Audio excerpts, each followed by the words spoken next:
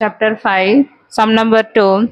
Anjali and Nitya are partners of the firm, sharing profit and loss in the ratio 5:3.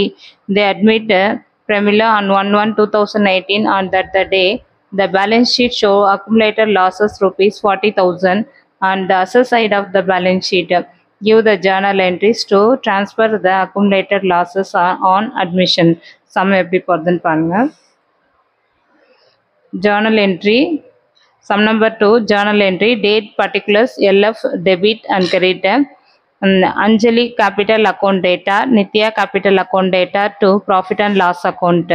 Anjali capital account data 25,000, Nitya capital account data 15,000 to profit and loss account 40,000. Narration, accumulated loss transferred to old partners capital account in the old profit sharing ratio. 40,000 5 divided by 8 calculate பண்ணா 25,000, 40,000 into 3 divided by 8 calculate பண்ணா 15,000. இந்த 25,000 அஞ்சலிக்கு, 15,000 நித்யாவுக்கு. இந்த calculation போட்டு journal போடணும். இந்த some இதோட முடியுது. தேங்க்யூ.